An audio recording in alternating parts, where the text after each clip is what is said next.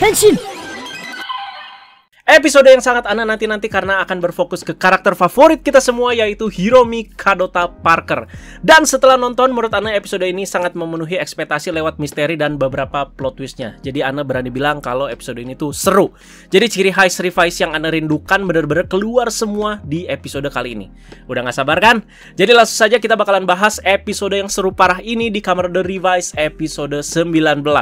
Kenapa di awal video Ana bilang seru? Karena dari segi dasaran konflik sampai ke klimaks dan plot twistnya di sini semua itu tertata lumayan rapi dan juga reasonable atau beralasan. Jadi dasaran konflik sudah dimulai sejak episode lalu, di mana permasalahannya adalah tubuh Hiromi Kadota yang sudah mencapai batasnya karena efek berubah menjadi Kamen Rider Demons menggunakan Demons Driver ya. Nah, bahkan kata si dokter cantik, tubuh dan organ Kadota Parker ini tuh seperti kakek-kakek yang sudah berusia 80 tahun. Kebayang gak gimana bangkotannya, gimana rapuhnya ya. Mending gitu kakek-kakek umur 50-60. Ini 80 tahun pak ya. Jadi kebayanglah rapuh banget gitu. Dan dia juga sudah diultimatum agar berhenti menjadi Kamen Rider ya. Jadi kalau berubah lagi ya mati ya. Jadi di tengah krisis kondisi tubuhnya ini, Kadota ini masih menyangkal dalam kepedihan lah ya. Masih bisa nyengir-nyengir sedih gitu ya. Kayak ya nggak mungkin lah gitu. Terlihat ya di episode ini. Ada dua guest star dan juga dua-duanya ini alumnus tokusatsu yang sudah Ana nantikan kehadirannya. Pertama itu ada Kazusa Okuyama yang di sini berperan sebagai Chigusa, seorang anggota Phoenix dia ya. Jadi dia itu teman seangkatannya si Hiromi Kadota yang bekerja sebagai mata-mata dan menyamar sebagai anggota Deadman. Dan kedua itu ada Kiyotaka Uji yang berperan sebagai Tatsuhiko, Kapten Phoenix ya. Dan dia juga sama teman seangkatannya si Hiromi Kadota. Jadi si Hiromi, Chigusa sama si Tatsuhiko ini ya seangkatan semua ya, dan komandan mereka waktu itu tuh sama si Wakabayashi ya. Jadi ini tuh kayak tim 7-nya di Naruto lah ya. Naruto, Sasuke, Sakura, si gurunya itu Kakashi Sensei. Kayak begitulah ya. Jadi kondisi Kadota sekali lagi ini udah benar-benar mengkhawatirkan ya. Ana juga punya perasaan gak enak selama nonton episode ini. Jadi cuman adu mulut sama si Tatsuhiko, tiba-tiba pingsan di depan kuburannya si Wakabayashi. Terus ditoel sama si Iki, kesakitan langsung. Ya benar-benar udah kayak kakek-kakek yang udah sepuh banget ya. Nah, soal rahasia dari Demons Driver ini sepertinya lebih diketahui detail oleh George dan juga si Pak Akaishi. Nah, ini suspek banget nih dua orang ini ya. Dari kemarin tuh bikin perasaan gak tenang ya. Jadi beberapa episode terakhir lebih tepatnya. Kita sebagai penonton yang kita tahu setelah menonton beberapa episode Revice, yaitu Demons Driver itu memakan jiwa pemiliknya ya. Udah dijelaskan sama si dokter cantik juga. Case-nya di Kadota ya, kondisi fisiknya ini digrogoti ya. Karena ya itu teman-temannya, jiwanya itu dimakan juga gitu. Dan sampai akhirnya dilabrak juga sama si Kadota ya, itu si George biar bisa tahu rahasia dari si Demons Driver. Ya, dan masih bisa cengengesan itu ya si George-nya. Nggak tahu apa gitu. Jadi satu fakta yang lagi terkuak, kalau si George itu bilang driver itu sebenarnya bukan buat si Hiromi Kadota. Nah, buat siapa? Apakah emang buat Daiji pada awalnya? Yang dari awalnya dia itu yang megang Demons Driver di episode 2. Nah, itu dia. Nah, kalau bukan buat si Hiromi Kadota ya buat siapa? Ini masih jadi pertanyaan. Mungkin aja karakter baru, atau mungkin karakter yang udah ada sejauh ini siapa? Pak Akaishi? Nggak mungkin sih ya. Udah kakek-kakek juga, kalau dia berubah ya bisa langsung modar pak ya. Langsung umurnya itu sama dengan umur 100 tahun. Nah, Daiji yang orangnya begitu ya, terlihat juga udah khawatir sama Hiromi sampai bilang ke kakaknya perihal si Hiromi ini. Dan temannya Hiromi, si Mbak Polwan cantik si Chigusa, di sini juga memberitahu persoalan ini juga ke dua kakak adik ini ya, ke si Daiji sama si Iki.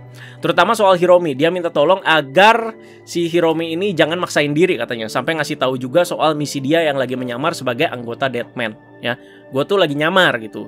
Tapi di sini Iki melihat sesuatu yang mencurigakan dari si Mbak Chigusa. Nah, kita juga sebagai penonton udah dikasih clue pertama nih di bagian ini ya. Clue pertama. Iki juga pertama kali bertemu dengan si Kapten Tatsuhiko dan nyeritain penyamarannya si Mbak Chigusa sebagai anggota Deadman ini. Si Tatsuhiko ini tuh langsung bertanya-tanya, "Loh, kok lu bisa tahu?" Nah, ada yang kurang sinkron di sini ya.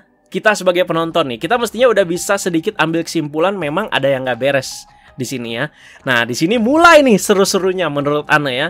Sampai berlanjut ada laporan kalau si Ortega bakalan ngubah lagi salah satu pengikutnya menjadi Gifteria.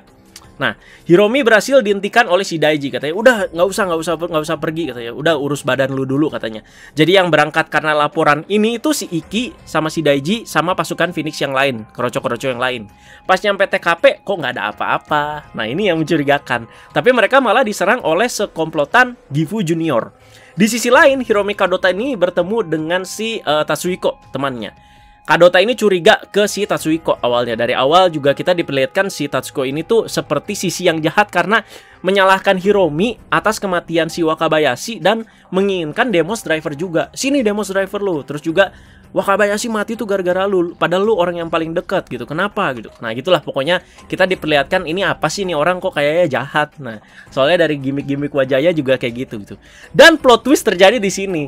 Si Mbak Chigusa datang tiba-tiba mukul si Hiromi dan juga datang bersama si Ortega. Membagongkan sekali, gila men. Ternyata Mbak Polwan pengkhianat di sini. Jadi pas bagian 3 sahabat ini todong-todongan pistol, teman-teman, juga berasa keren di sini. Jadi karena memang ada konfliknya, gak cuman biar asal kelihat keren doang todong-todongan pistol buat apa gitu, tapi emang beneran ada gitu ya masalahnya.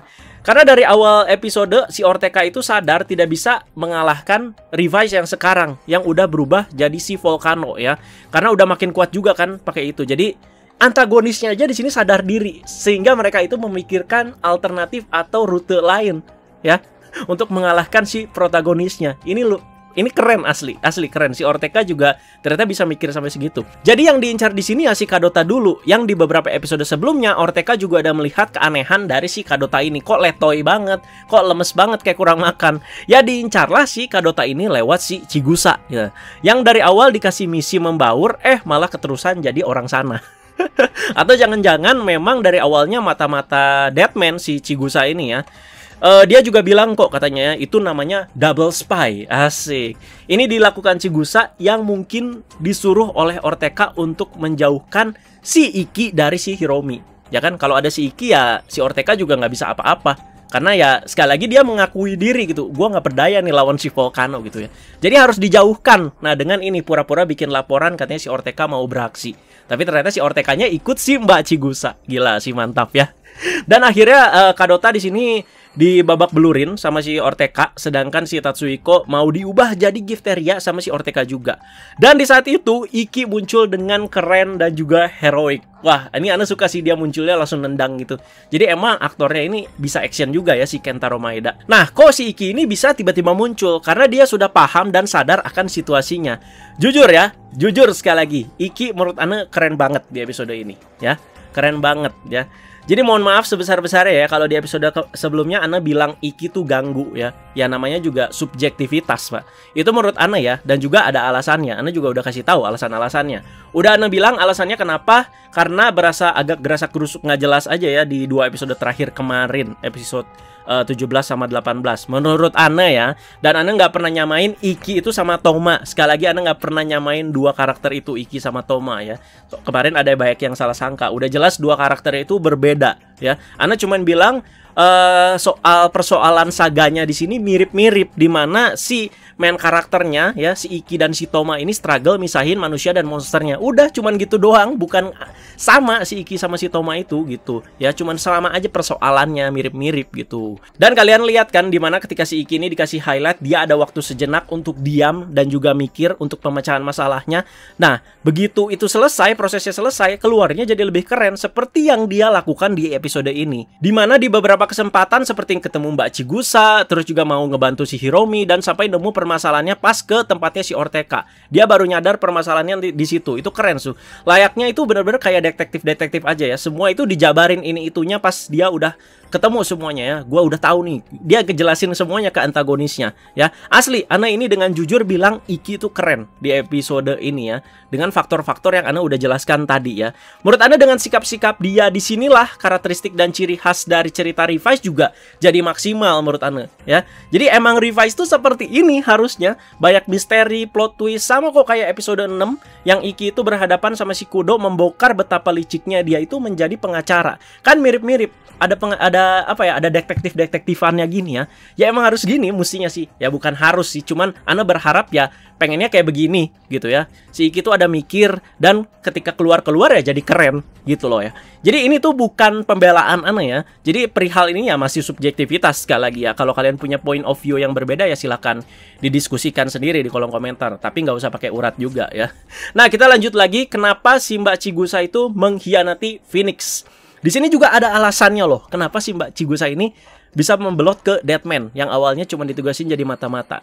Dia join Deadman karena katanya sudah mengetahui kebenaran soal Phoenix. Jadi ada alasannya juga lagi. Jadi nggak cuman kenapa sih lu jahat? Ya gue jahat ya jahat aja. Tapi ternyata ada alasan benernya gitu di sini ya. Jadi semua konflik ini bener-bener bagus banget menurut aneh ya. Dari sini kita bisa memprediksi kemungkinan besar Phoenix ini tuh punya konspirasi dan rahasia terselubung. Kelihatan lah dari orang-orangnya ya. Tingkah Pak Kaisi sama George juga mencurigakan beberapa episode terakhir. Jadi Phoenix organisasi yang diagung-agungkan sama Kadota juga, tapi mengkhianati dia juga. Ini sama kayak Rintaro dong ya di Saber ya.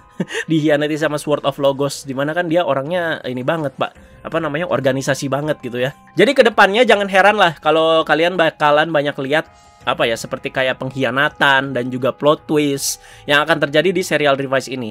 Yang kita tunggu itu eksekusinya bakalan seperti apa. Kalau rapi seperti ini asli jadinya seru banget ya. Nah ditinggalin kan itu si Tatsuhiko sama si Kadota, dan gak lupa si Mbak Chigusa itu ngomong gracias Deadman. Asik, mantap sih. Dan ternyata si Tatsuhiko itu dari awalnya memang baik ya, karena ingin melindungi si Hiromi Kadota. Pengen ngambil Demon's Driver karena pengen nyari tahu efek sampingnya kayak apa. Jadi baik sekali lagi. Sebenarnya kalau dia jadi rider juga keren-keren aja sih menurut Ana ya. Dari segi tampang dan juga menurut Ana fisik juga sangat mendukung. Soalnya wong dulunya dia Ultraman Victory ya, New Generation ya. Jadi cocok-cocok aja. Ana pengen lihat sih si Kiyotaka Uji ini jadi Kamen Rider, Pak. Kemarin dia live IG loh. Beruntung loh bagi kalian, mungkin ada yang live bareng sama dia. Soalnya dia bisa bahasa Inggris juga gitu. Nah, jadi menurut Ana dua guest star ini begitu nice banget ya. Si Mbak Kazusa sama si Mas Kiyotaka Uji ya. Ini bagus banget mereka di sini ya. Ana lebih setuju kalau mereka ini jadi cast tetap di Revise ya. Jadi berasa sayang aja gitu jadi guest doang ya. Aduh, padahal keren banget loh ini asli ya, mengisi perannya masing-masing ya. Jadi menurut Anda kalau mereka jadi cast tetap ya bisa nambah variasi cerita Revise ini jadi lebih variatif lagi gitu. Lanjut ke akhir episode ini di mana Kadota itu hendak membantu Iki melawan Gifteria. Yang sebenarnya Anda rasa nggak perlu sih ya, karena mestinya dia juga udah tahu Volcano itu pasti udah bisa menang lawan Gifteria ya, karena udah overpower banget gitu. Tapi ya scene ini memang harus ada gitu, dimana si Kadota itu harus berubah gitu ya, biar makin dalam juga ceritanya. Jadi Demon's Driver-nya di situ tiba-tiba berbicara ke Hiromi dan menghasut Hiromi untuk berubah agar bisa memakan nyawanya. Ini serem sih ya. Suaranya itu loh yang bikin merinding, Pak. Suara Kaiba, Pak. Yugi Hiromi. Ya, voice aktornya kan si Suda Kenjiro ya, yang kita udah tahu terkenal banget ya. Semoga di X-nya juga bisa ngomong kayak gini, Pak. Aduh, ini keren banget asli ya. Jadi iblisnya berarti ya Demon's Driver itu sendiri kalau begini ya. Kalau bisa Anda ambil kesimpulan lah, teman-teman. Nah, setelah episode ini, Kadota Parker akan semakin menjadi favorit semua orang. Ana jamin ya, bakal membekas banget ini di Revise si Kadota. Karena nggak cuman itu, di beberapa bagian episode ini juga diperlihatkan di mana dia itu struggle jadi yang paling cupu di angkatannya, paling cupu di antara si Tatsuhiko sama si Chigusa, sampai dapat wejangan dari Wakabayashi dan bekerja keras lagi mati-matian sampai dia bisa jadi Kamen Rider. Bener-bener ada perjuangannya. Perjuangannya itu patut diapresiasi karena begitu realistis. Salut. Pokoknya salut teman-temannya. Jadi jalan dia menuju Kamen Rider tuh bener-bener kerasa tuh ya. Jadi catchphrase yang selalu dia bilang, walau mengorbankan nyawaku, wagai no chino, itulah yang awalnya kita anggap berasa lebay banget sih. Apa sih lu tiap berubah walau mengorbankan nyawa, walau mengorbankan nyawa. Dan setelah kita nonton sampai di titik ini jadi kerasa makna dan dalamnya tiap kali dia berubah seperti ini ya. Jadi berasa ngefeel banget lah kata-katanya dia itu ya, yang benar-benar siap mengorbankan nyawa. Mantap ya. Dan di akhir Ana mau bahas singkat soal Furio, Sakura, sama si Ahulera ya. Jangan kelupaan ini juga. Furio jadi adem sih menurut Ana ya, karena udah diselamatkan juga sama si Iki di episode kemarin ya. Jadi udah nggak bisa jadi Deadman juga dia. Ya udah jadi pria biasa gitu ya. Ana lihatnya berasa adem aja gitu pas dia nyamperin si Sakura ya. Syukur Sakura pas lihat Furio juga nggak langsung kuda-kuda mau ngelawan kayak di episode kemarin kan. Dia ngeliat Furio, langsung kuda-kuda. Karena ya si Sakura juga pasti udah paham juga sih dia situasinya ya, sejak akhir episode kemarin lihat apa ya, sisi kemanusiaannya si Furio yang menangis terseduh-seduh itu ya, masa sih dia nggak tersentuh gitu ya. Nah, Furio di sini minta tolong untuk Sakura itu menghampiri si Ahulera. Ya, tujuan Sakura juga udah pasti baik lah di sini ya. Karena udah melihat si Furio itu bisa terselamatkan seperti itu, Ahulera juga ya pasti ingin diselamatkan juga sama dia ya. Jadi nggak, gelut, enggak lah. Tapi terjadi pertarungan di sini ya, karena si Ahuleranya ya masih panas lah di sini ya, dan hasil akhirnya si Ahuleranya kalah.